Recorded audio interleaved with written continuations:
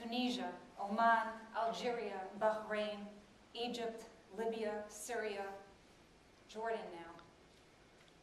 And as is always the case, what is understood by Americans, or anyone beyond the region for that matter, is a result of media providing that information. It's through media that we first learned of names like Hosni Mubarak and Muammar al-Gaddafi. If some of you can spell it right, it's kind of funny when you look at the different newspapers, you can't quite figure out what are you going to do, and actually in our newsroom we go with a Q. As familiar as these have been for some time, newly familiar names have now joined the list. Names many Americans didn't know.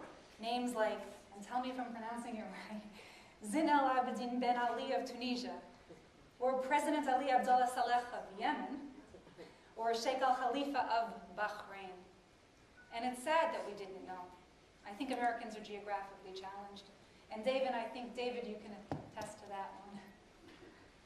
Information, accurate information, is core for public policy leaders as well as the public, but it's also the key to democracy.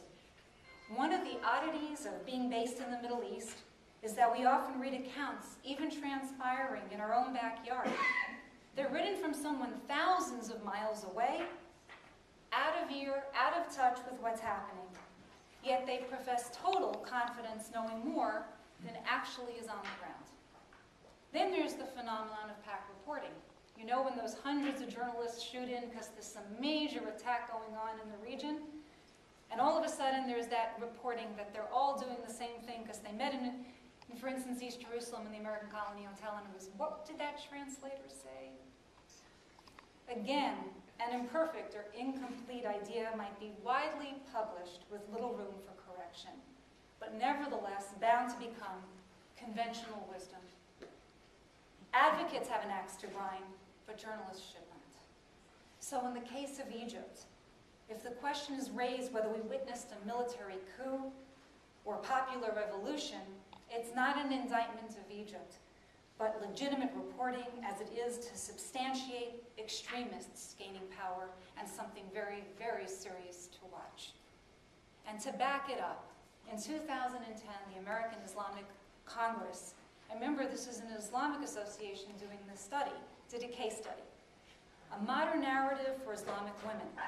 They found that Salafi Saudi businessmen were financing satellite television channels to spread extremism to Egypt. Today, 90% of the women cover their hair. Many say it's for religious reasons as opposed to traditional reasons. I'm here with my colleague, Nadia Al-Sakar, publisher and editor of the Yemen Times.